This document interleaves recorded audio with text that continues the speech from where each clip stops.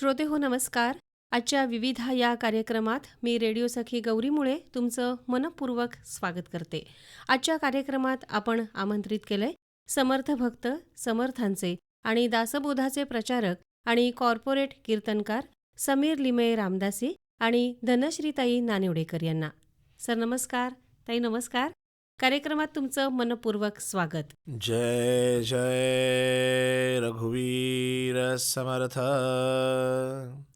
शुकासारिखे पूर्ण वैराग्य जाचे, वसिष्ठा परी ज्ञान योगेश्वराचे, कवी वाल्मिका सारिखा मान्य ऐसा, नमस्कार माझा सद्गुरु रामदासा. जय जय रघुवीर समर्थ. श्रीराम. नमस्कार. आपण सगळेच जण अगदी लहानपणापासून रामदास स्वामींचे हे जे मनाचे श्लोक आहेत तर हे आत्मसात करत मोठे झालोय. मनाचे श्लोक आणि दासबोध यातून रामदास स्वामींनी दिलेली जी शिकवण आहे किंवा त्यांचा जो उपदेश आहे, त्यांचे विचार आणि त्यांचं जे कार्य आहे ते देशविदेशात पोहोचवण्याचं महान कार्य तुम्ही करत आहात. कॉर्पोरेट कीर्तनाच्या माध्यमातून हे कार्य तुम्ही करताय. तर मला तुम्हाला असं विचारायचं आहे की कॉर्पोरेट कीर्तन ही संकल्पना नेमकी काय आहे? सगळ्यात पहिली गोष्ट म्हणजे रत्नागिरीच्या आकाशवाणीला 50वं वर्ष हे सुरू झालं, त्याबद्दल तुम्हालाच आम्ही पहिले शुभेच्छा देतो. धन्यवाद. आणि अशा छान कार्यक्रमामध्ये माझ्या समर्थांविषयी तुम्हाला विचारावंसं वाटते, ही माझ्यासाठी खूप आनंदाची गोष्ट आहे. मूळतः असं आहे की कॉर्पोरेट कीर्तन हे एक असं शीर्षक आहे. म्हणजे अनेकांचा असा समज आहे की जसं रामदासी कीर्तन असतं आमचं, किंवा नारदीय कीर्तन असतं, किंवा वारकरी कीर्तन असतं, तसा आता हा काही नवीन कीर्तनाचा प्रकार आहे का, तर तो पहिले गैरसमज दूर करतो मी की असा काही कीर्तनाचा वेगळा प्रकार नाही आहे. इतर कीर्तनांमध्ये जसं असतं तशी जी समर्थांनी कीर्तनकाराला मर्यादा आखून दिली आहे त्यानुसारच हे कीर्तन होतं. फक्त ह्याच्यामध्ये एक महत्त्वाचा विषय असा आहे की अनेक कीर्तनांमध्ये एक अभंग आणि त्याच्यावरती निरूपण असतं, आणि दुसऱ्या म्हणजे उत्तरंगामध्ये एखादं म्हणजे कथा असते आणि त्याच्यावर आख्यान असतं. हे सगळं छान आहे, त्याच्यामधल्या प्रासादिकतेबद्दल त्यातल्या गायनाबद्दल काही विशेष नाही. पण त्याचा जो आम्ही अभ्यास केला त्यामुळे लक्षात असं आलं की तरुण मुलं ह्या गोष्टीकडे जरा कमी आहे, त्यांचा कल कमी आहे. बरोबर. मग काय करावं की जेणेकरून तरुणांनी दासबोध वाचावा, त्यांनी मनाच्या श्लोकांचा अभ्यास करावा, ह्या दृष्टीनं काहीतरी एक वेगळं करता यावं म्हणून मी समर्थांना अक्षरशः म्हणजे विनंती केली की तुम्हीच मला यातनं मार्ग सुचवा. आणि हे स्फुरलेलं शीर्षक आहे कॉर्पोरेट कीर्तन. सो हे शीर्षकाचं एक प्रश्न आहे किंवा हा कीर्तनाचा प्रकार नाही आहे. ह्याच्यामध्ये रेग्युलर गजर असतो, छान समर्थांच्या रचनांना माझ्या वकुबाप्रमाणे काही चाली लावल्यात, काही इतरांकडनं चाली लावून घेतल्यात. आणि मी काही गायक नाही, पण कीर्तनामध्ये थोडंसं गाणं असावं समर्थांनी म्हटलं त्याप्रमाणे. पण महत्त्वाचा मुद्दा ह्याच्यात असा आहे की आत्ताच्या मुलांना ओरिजिनल ओवीच माहिती नाहीये. बरोबर. तर मग त्या ओवीचं आख्यान किंवा त्याचं चिंतन मांडताना मग ते बरोबर होत नाही सिंक्रोनायझेशन. म्हणून मग आम्ही काय केलं, त्याच्यामध्ये पॉवर पॉईंट प्रेझेंटेशन ॲड केलं. म्हणजे आमच्या धनश्रीताई नानिवडेकर यांनी त्याच्यासाठी योग्य ते असं प्रेझेंटेशन तयार केलेलं असतं प्रत्येक कीर्तनाला. सो आमच्या कीर्तनामध्ये तबला, पेटी आणि त्याच्या बरोबरीनं आयोजकांना मी विनंती करतो की शक्यतो एक स्क्रीन प्रोजेक्टर आणि लॅपटॉप तुम्ही आयोजित करा. आम्ही पेनड्राईव्ह घरनं घेऊन येतो. पण मग होतं कसं, कीर्तनामध्ये बाकीच्याही गोष्टी होतात, गजरही होतो, गाणंही होतं, विवेचन होतं, विचारमंथन होतं, आणि त्याचबरोबरीने स्क्रीनवरती समर्थांच्या ओव्या किंवा श्लोक येतात. आता त्या ओव्यांना रेलेव्हंट असा आत्ताचं एखादं चित्र असेल किंवा काही छान इंग्लिश कोट्स असतात त्याच्यामध्ये, म्हणजे त्याच्यातनं माणूस हे मॅच करतो की अरे माझं जे रेग्युलर जीवन आहे त्याच्यात हे उपयुक्त आहे, हे त्या मुलांना कळावं, यासाठी कॉर्पोरेट कीर्तन हा सगळा आम्ही उपक्रम करतो. आणि समर्थांच्या कृपेनं आत्तापर्यंत साधारण म्हणजे 240च्या आसपास आमची कॉर्पोरेट कीर्तनं झाली. अरे वा. आणि अनेक कंपन्यांमधनं, आणि अगदी म्हणजे आता विशेष परवाचीच गोष्ट म्हणजे बाग मांडलेला छान कोळीवाडा आहे, त्यांनी दत्त जयंतीनिमित्त कॉर्पोरेट कीर्तन आयोजित केलं होतं. अरे वा. आणि त्यांना खूप तिथल्या लोकांना आवडलं असं तिथली लोक आम्हाला म्हणाली. पण मूळ मुद्दा असा की हे असं गावागावातून सर्वत्र हा प्रकार जायला पाहिजे, म्हणजे जेणेकरून आपण ज्याला म्हणतो की एक विचार प्रवर्तन किंवा थॉट देणं. दुसरी गोष्ट, तो जो गैरसमज आहे किंवा दासबोध हा एक ठराविक वयानंतर वाचावा किंवा मनाचे श्लोक हे लहानपणीच वाचावे, हे कॉर्पोरेट कीर्तन ऐकल्यानंतर सगळे गैरसमज दूर होतात की नाही हे रोज वाचलं पाहिजे, हे रोजच्या जीवनाला उपयोगी आहे, हा ग्रंथ चांगला आहे, हा उपयोगी आहे, हे एकदा तरुणांना पटलं की ते ॲटोमॅटिक पुढे अभ्यासाला लागतात आणि नंतर पुढचा प्रवास ते आणि समर्थ. त्यामुळे आमच्यामध्ये विषय राहत नाही. पण मुळात त्यांना पहिले खेचून घेणं, आकर्षित करणं, यासाठी त्यांना आवडेल असं शीर्षक, दॅट इज कॉर्पोरेट कीर्तन. मला असं सांगा की कर्मचाऱ्यांच्या स्ट्रेस मॅनेजमेंटमध्ये रामदास स्वामींचे जे हे विचार आहेत, जे कॉर्पोरेट कीर्तनातून तुम्ही मांडता, तर ते कसे उपयोगी ठरतात? मुळात असं होतं की ज्या कुठल्याही तुम्ही कंपनीत काम करता, मल्टीनॅशनल्समध्ये काम करता किंवा स्वतःचा बिझनेस जरी असला, कुठेही म्हणजे तुम्ही बँकेत काम करा, कंपन्यांमध्ये करा, कुठल्याही याच्यात काम करत असलात. आता साधं आहे, तुम्ही सुद्धा आज आकाशवाणीमध्ये काम करता. तुम्ही काही स्ट्रेसमधनं चुकलेले नाही आहात. हो. प्रत्येकाला त्या ठिकाणी आपला एक रिझल्ट द्यायचा आहे. त्या रिझल्टचं एक प्रेशर असतंच कायम. ह्या सगळ्याला एक आपण म्हणतो तसं शारीरिकपेक्षा मानसिक दमछाक होते. बरोबर. आणि त्याचं कुठेतरी आपण साकल्यानं विवेचन केलं पाहिजे की माझी खरंच ही दमछाक कशामुळे होतीये. किंवा एक असं टार्गेट दिलेलं असतं की हे महिन्याच्या शेवटी पूर्ण झालंच पाहिजे. बरोबर. मग ते नाही झालं तर काय? करेक्ट. आणि ते कसं होणार? ती एक इन्सिक्युरिटी. याच्या मागे धावपळ चालू असते अक्षरशः. बरोबर. आता ह्याचंच छान गोष्ट अशी आहे की समर्थ काय सांगतात की मुळात मनाचे श्लोक काय हे समजून घेणं गरजेचं आहे. आपण काय म्हणतो, मनाचे श्लोक समर्थाने सांगितले, कल्याण स्वामींनी लिहून घेतले, पण ते कोणाच्या मनाचे आहेत? तर मुळात गोष्ट आहे, समर्थाने आपल्याला हे श्लोक दिलेत की हे तुम्ही तुमच्या मनाला सांगा, की तुझ्या मनाला तू कन्व्हिन्स करायचं आहेस की घाबरू नको. मुळात गोष्ट की मनाचे श्लोक हे मनाला खंबीरता देण्यासाठी आहेत. 3 महत्त्वाचे मुद्दे आहेत मनाच्या श्लोकांचे, की मनाचे श्लोक हे एका त्रिकुटावर बेतलेले आहेत. ते म्हणजे भय, भ्रम आणि संशय. असा एकही पृथ्वीतलावरचा नाही जो ह्या त्रिकुटातनं जात नाही. भयातीत ते संत अनंत पाहे. फक्त संतच भयाच्या पलीकडे जातात. आता साधी गोष्ट बघा की आपल्याला जो रिझल्ट तुम्ही आता म्हटलात की हे टार्गेट दिलं आहे आणि हे पूर्ण होईल की नाही, म्हणजे ही काय झाली, पहिले संशय. बरं नाही झालं तर ही आली भीती. आणि मला कधी ते काढून टाकतील हा कदाचित म्हणजे एक प्रकारचा भ्रमच. म्हणजे सतत आपण निगेटिव्ह थिंकिंगला प्राधान्य जास्त देतो. ऑन द कॉन्ट्री आपण हा विचार केला पाहिजे की नाही, मला टार्गेट देऊ दे ना, माझ्या हातात काय आहे, माझी क्षमता वाढवणं. आणि समर्थ नेमकं हेच छान सांगतात, जगात चमत्कार होतात, पण चमत्कार होतील म्हणून वाट पाहणं चुकीचं आहे. म्हणून समर्थाने स्पष्ट म्हटलेलं आहे की बाबा, अचूक यत्न करवे ना, म्हणून केले ते कार्य सजेना. म्हणजे बघा, कुठलंही कार्य करताना आपला प्रयत्न अचूक व्हायला पाहिजे. आणि आपण जनरली हे मान्य करत नाही. आपण काय करतो, प्रत्येक गोष्टीचं कारण देत बसतो. बरोबर. मी माझ्याकडनं केलं होतं म्हणून त्यांनी त्याचं केलं नाही म्हणून मला अपयश आलं. समर्थ म्हणतात, असं नाहीच आहे, तो चुकणारच आहे, हे तू गृहीत धर. जसं स्वातंत्र्यवीर सावरकर म्हणायचे की प्रतिकूल ते घडेल हे गृहीत धरून कार्य करा. तसंच समर्थांची शिकवण आहे की बाबा हे नाही झालं तर माझ्याकडे प्लॅन बी रेडी पाहिजे. बरोबर. मग ही सतर्कता कोणी ठेवायची? ज्याला यश, कीर्ती, प्रसाद हे हवंय त्यानंच करायचं आहे ना. सो मनाचे श्लोक हे स्वतःच्या मनाला पाठवण्यासाठी आहेत की तुझं मन आहे, त्या मनाचं ऐकू नको, ते मन तुला घाबरवत आहे, तू स्वतःला धीर दे.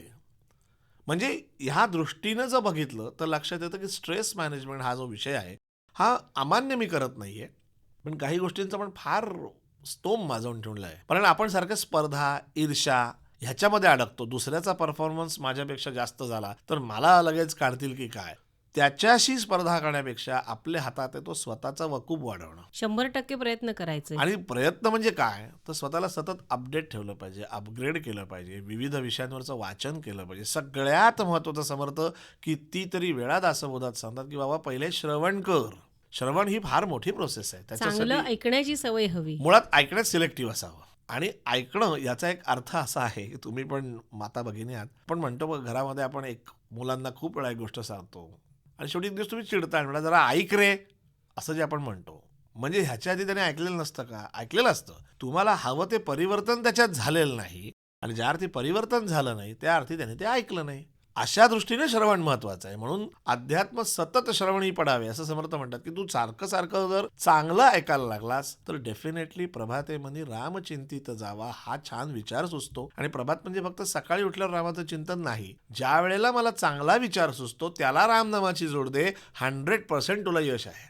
पण मूळ मुद्दा की माझं काहीतरी चुकतंय ज्याचा स्वीकार होणं फार गरजेचं असतं. ज्याला इंग्लिशमध्ये हल्ली म्हणजे सायकॅट्रिस्ट लोक म्हणतात की त्याला इन्साईट आली पाहिजे. मग इन्साईट आली म्हणजे काय, तर मग माझं काहीतरी चुकतंय याचा स्वीकार झाला की माणूस बदल करायला तयार होतो. मग बदल करायला तयार होण्यासाठी त्याला पहिले याचा स्वीकार होण्यासाठी मनाचे श्लोक आत्मपरीक्षण करायला भाग पडतात. मीच कसं बरोबर आहे, करेक्ट. हे चुकीचं आहे. हा हेका ठेवला तर तुम्हाला कायम अपयशच येणार आहे. कारण सगळे तुमच्या स्वभावाला अनुरूप किंवा अनुकूल नाही ना. जशी तुम्हाला तुमचा एक स्वभाव आहे तसा समोरच्याला एक आहे. पण मी खरंच सांगतो, मी अगदी एक छोटंसं अत्यंत फुटकळ उदाहरण देतोय. पण घरातनं बाहेर पडताना आपण जर गाडी घेऊन निघालो 4 व्हीलर, तर छोट्या बोळामध्ये काही लोकांनी 2 व्हीलर पार्क केलेले असते.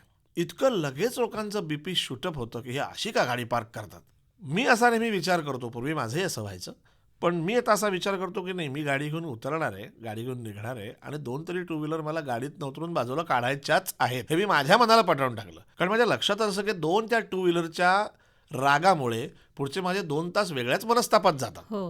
म्हणजे झालं काय, तो सुधारणार नाही, कारण बाईक रोज वेगवेगळ्या स्कूटरवाला येणार आहेत, घटना तीच घडणार आहे, मनस्ताप मीच ओढवून घेतला. त्यापेक्षा एकदाच पटवलं की नाही, मला या स्कूटर बाजूला काढायचे आहेत आणि शांतपणे पुढे जायचं आहे. हे उदाहरण जर ध्यानात ठेवलं आणि असंच असं आपण रोज वागलं, कठीण आहे, एकदम पटकन सोपं नाही आहे, तर खूप चांगली मनःशांती लाभते. आणि त्याच्यासाठीच खरं म्हणजे अध्यात्म आहे. आपण आपली मानसिकता बदलायची आधी तयारी ठेवायला हवी. 100%. दुसऱ्याच्याकडून ते बदल स्वतःलाच बदलू शकतो आपण. हा, दुसऱ्याकडून बदलाची अपेक्षा आपण नाही ठेवू नाही शकत. नाही नाही. त्याला त्याचा जेव्हा एखादा असा झटका मिळेल तेव्हा तो बदलेल, पण ते तुम्हाला कसं कळणार. बरोबर. धनश्रीताई, मगाशी मी असं म्हटलं की आपण लहानपणापासून मनाचे श्लोक शिकत आलोय. कसं असतं की एक अशी धारणा असते की सगळ्यांची मनाचे श्लोक हे शाळेत शिकण्यासाठी असतात आणि कीर्तन हे वयाच्या एका विशिष्ट टप्प्यानंतर म्हणजे सेवानिवृत्तीनंतर एक वयोगट असतो, तर त्या वयोगटामध्ये ऐकण्यासाठी आहे. पण रामदास स्वामींचे जे मनाचे श्लोक आहेत किंवा दासबोधातल्या ज्या ओव्या आहेत या आपल्याला आयुष्याच्या प्रत्येक वळणावर, प्रत्येक टप्प्यावर शिकवण देत असतात. तर काय सांगाल त्याविषयी? नमस्कार. जय जय रघुवीर समर्थ. मनाचे श्लोक आणि दासबोध हे दोन्ही प्रत्यक्ष बघायला गेलं तर एकमेकांशी अतिशय योग्य प्रकारे असे कनेक्टेड आहेत.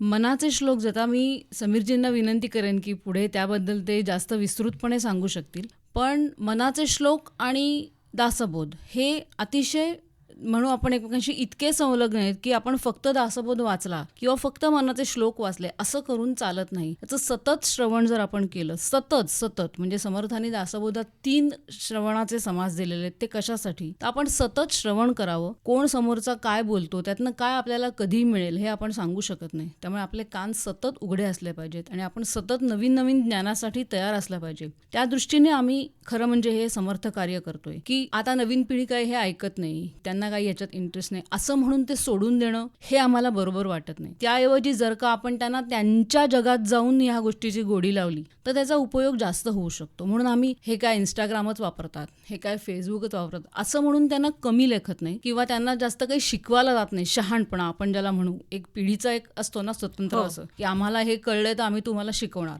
तसं आम्ही करत नाही. तुमच्या जगात काय आहे, ओके चला त्या दृष्टीने तुम्हाला आम्ही शिकवतो. तुम्हाला इन्स्टा आवडतं का, त्या दृष्टीने आपण शिकवू. असं करून आम्ही त्यांच्या जगात जाऊन जास्तीत जास्त अध्यात्म कसं सोपं होईल. कारण पूर्वी खूप क्लिष्ट अध्यात्म सांगितलं गेल्यामुळे लोकांना काय वाटतं की 50-60 नंतर फक्त आपण याचा अभ्यास करायचा. प्रत्यक्षात जर का आपण तरुणपणी याचा अभ्यास केला तर आपल्या आयुष्याला एक खूप सुंदर वळण मिळू शकतं. हे आमच्या जेव्हा लक्षात आलं किंवा आम्हाला लक्षात आलं की अरे आपल्याला उशीर झाला, तर निदान पुढच्या पिढीला तरी आपण आपल्याकडनं प्रयत्न करू. शेवटी हा प्रयत्नच आहे. पण अगदी आनंदाची गोष्ट सांगायची तर आमच्या शिबिरांना खूप तरुण मुलं येत आहेत, त्यांना हे आवडतंय. ते येऊन सांगतात की आम्हाला ना आमच्या आईवडिलांनी हे सांगितलं नाही पण आम्हाला हे आवडेल करायला. तर ती आम्हाला शंका विचारतात. समीरजींना वेगवेगळे लोक वेगवेगळ्या प्रकारे, आता फेसबुक आहे, व्हॉट्सअप आहे, तर व्हॉट्सअपवर खूप चांगल्या शंका लोकांच्या की ना उत्तर द्यायला पण त्यांना मजा येते की चला म्हणजे कुठेतरी मी एवढं कॉर्पोरेट कीर्तन करतोय, समर्थांचं सगळ्यांना ज्ञान देतोय, मनाचे श्लोक वाचा रे असं सांगतोय, याचा कुठेतरी उपयोग चांगल्या प्रकारे होतोय. म्हणून खरं सांगायचं तर नवीन पिढीशी आम्ही कनेक्ट जास्ती होतोय की पुढली पिढी आज ती काहीतरी घडवणार आहे जे आता होत नाही आहे ऍक्च्युली. किंवा आपण असं म्हणू मागल्या पिढीने काही गोष्टी केल्या नाहीत त्यामुळे ही पुढली पिढी आता त्याकडे तितक्या गांभीर्याने हे बघत नाहीये. तर धर्माला असं किंवा धार्मिक ग्रंथांना असं एक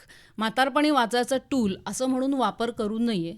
तरुणपणी त्याचा वापर चांगल्या प्रकारे करून आपलं आयुष्य चांगली त्याला स्ट्रीमलाईन करावं यासाठी आम्ही खूप प्रयत्न करत आहोत. आणि आताची पिढी अशी आहे की ते करणारच नाही किंवा ऐकणारच नाही असं नाही, असं अजिबातच नाही. फक्त तुम्ही समजून तुम्ही वेगळ्या पद्धतीने त्यांच्याशी बोललात की त्यांना तेही पटतं. अगदी म्हणजे पद्धत कशी आहे त्याच्यावर ते डिपेंड. हो, आता कॉर्पोरेट कीर्तन आम्ही जे सांगतो ना ते आजच्या जगाशी जे संदर्भ जास्तीत जास्त त्याचा जोडायचा प्रयत्न करतो, त्यामुळे ते कंटाळवाणं होत नाही आणि मुलं जास्तीत जास्त कनेक्ट होत आहेत त्याला.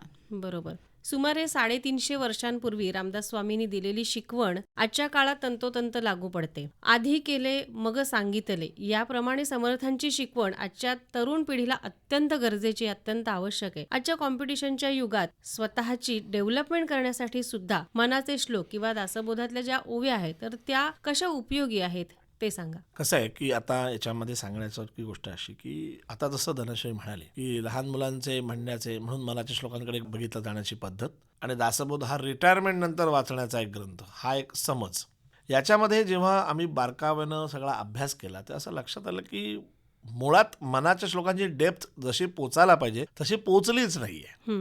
म्हणजे असं आहे की आपण त्याला लहानपणी स्पर्धेच्या लेवलवर ठेवून दिलं.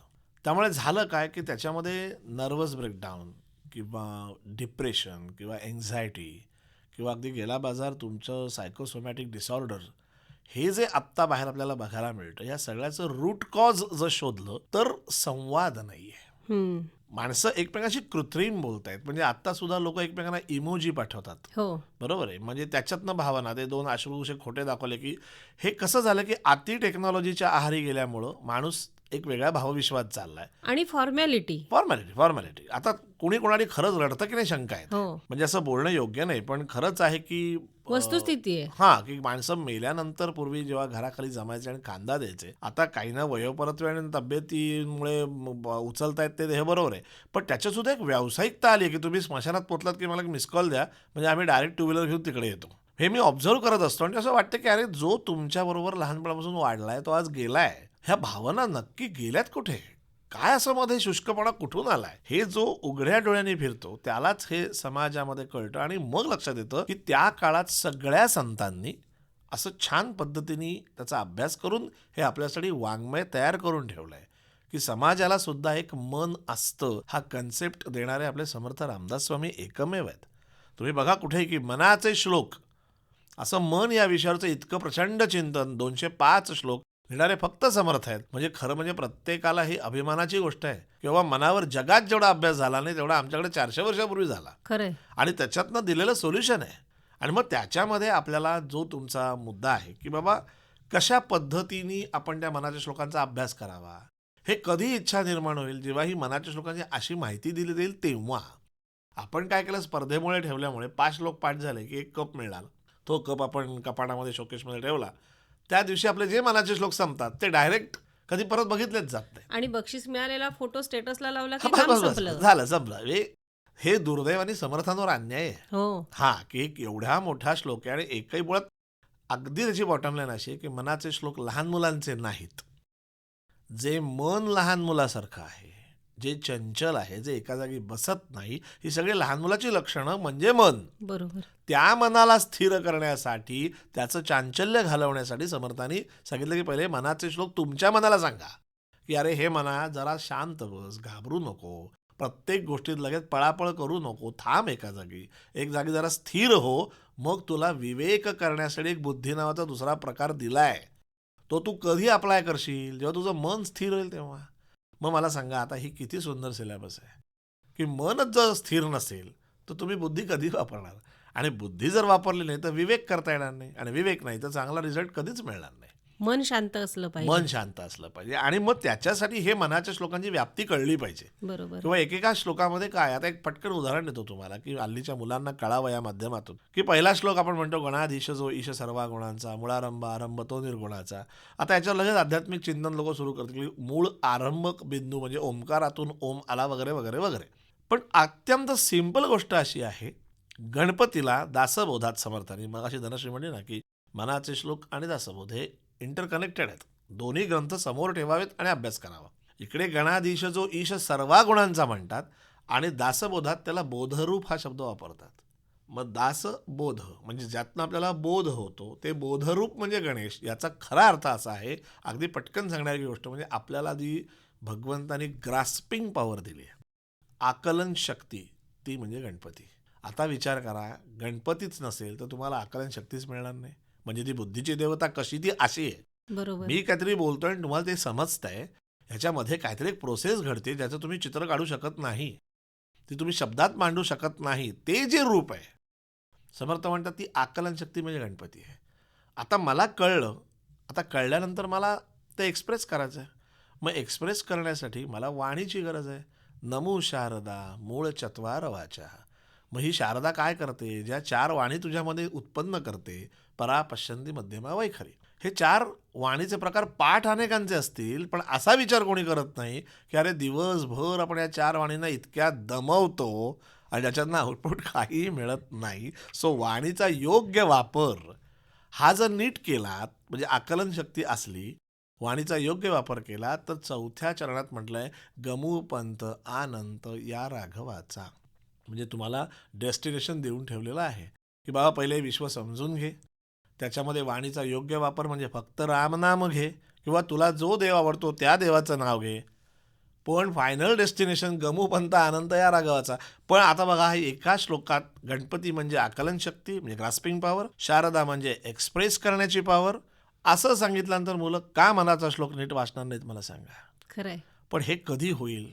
जेव्हा आम्ही टी व्ही सिरियलमधनं बाहेर पडून जरा कधीतरी शांत चित्ताने आता आपल्याच घराकडे आपणच बघणं शक्य आहे ना. हो. तुम्ही नका ना आमच्यासारखे पूर्ण वेळ कार्यक्रमाला उतरू. निदान तुमच्या घरात तर डोकवा की आपण नेमकं आपल्या घरात कधीतरी असं डायनिंग टेबलवर चर्चा करतो का. थोडा वेळ द्यायला हवा. डेफिनेटली. म्हणजे मी मनोरंजनाच्या विरोधात नाही आहे. तुम्ही टी व्ही जरूर बघा, तुम्हाला जे आवडते ती मालिकाही बघा. आम्ही काय मालिकावाल्यांच्या विरोधात नाही. किती झालाय त्याचा अतिरेक. हो. आणि तुम्हाला कन्फर्म तुमचं मन सांगत असतं की हे काही योग्य नाही. अर्थ नाही. हा, हे असं काय आपण आपल्या घरात कधीही वागत नाही, तरी आपण ते बघतो. पण त्यापेक्षा कधीतरी एखाद्या संताच्या चरित्रावर चर्चा केली मुलांशी, तर त्यांच्या मनात त्या चमत्कारांच्या चर्चा न करता या विचारांच्या जर चर्चा केल्या तर मुलांचा भाव पटकन त्याला लागतो की नाही रे हे असं आहे. आणि हे जर त्याला कळतं, तो का म्हातारपणापर्यंत थांबेल, तो त्याच्या आधीच दासबोध घेईल ना. खरंय. हाच खरा म्हणजे आजचा मोठा लॅक आहे समाजामध्ये की हे संतांना समजूनच घेतलेलं नाही आहे. म्हणजे आता आपण बोलण्याच्या ओघात सांगतो की संतांसारखी उत्तम विनोद बुद्धीसुद्धा अनेकांकडे नाही आहे. पण संत विनोदी लिहू शकतात हे पहिले आपल्याला मान्यच नाही, कारण आधीच्याने खूप गंभीर करून ठेवलंय. म्हणजे टवाळा आवडे विनोद ही समर्थांचीच एक ओवी आहे. हो. आता लोकही एवढीच ओवी पकडतात आणि त्याच्यातनंच विपर्यास बघितलं. म्हणजे समर्थ म्हणतात विनोदाच्या ते विरोधात होते आणि जो विनोद करतो ते सगळे टवाळेत असं समर्थाने म्हटलंय. असं मुळीच नाही आहे. ती ओवी कुठल्या समासात आहे, त्याच्या मागे काय चरण आहे, पुढची ओवी काय आहे, हे नको का बघायला. ते हा सेन्स आहे की समर्थाने म्हटलंय की एखाद्याला अगदी आपल्या लायकीपेक्षा आणि आकलेपेक्षा पैसा जास्त मिळाला की त्याला एक उन्मत्त होतो तो, आणि मग तो प्रत्येकाची विनोदाच्या नावाखाली टावाळी करतो, हेटाळणी करतो, त्याला कमी लेखतो. असं वर्णन आहे. म्हणजे विनोदाला समर्थाने टावाळ म्हटलेलं नाही. मग त्याच्यासाठी सुंदर उदाहरण काय की समर्थ छान किती ह्युमरस, सगळेच संत ह्युमरस लिहितात. मार्मिक म्हणतो आपण ज्याला, म्हणजे दारा म्हणजे पत्नी. तर समर्थ म्हणतात काखे घेऊन या दारा म्हणे मजला संन्यासी करा. आता हे किती मार्मिक विनोदी विवेचन आहे की नाही. अरे पहिले तुझ्या जवळ बायको आहे आणि म्हणे मला संन्यासी करा, कसं शक्य आहे ते. हे जे आहे ह्युमरस आहे, हे आधीच्या वाटणाऱ्याला कळलं पाहिजे काय ह्युमर आहे. ही टावाळी केलेलं नाहीये, हे छान मार्मिक गुदगुली केली की अरे पहिले स्वतःकडे बघ, तुझं चित्त अजून बायकोतच आहे, तू कशाला संन्यासाची चर्चा करतोस. ही कशी अभ्यास करता करता गोडी निर्माण करण्याची अशी अनेक उदाहरणं आहेत. आणि ही जर दिली ना तर मुलं लहानपणानंतरही मनाचे श्लोक वाचतील आणि वृद्ध होण्याच्या अगोदर दासबोध वाचतील. बरोबर. या कार्यक्रमाला निर्मिती सहाय्य होतं संपदा पिलणकर यांचं आणि सादरकर्ते होते योगीराज बच्चे.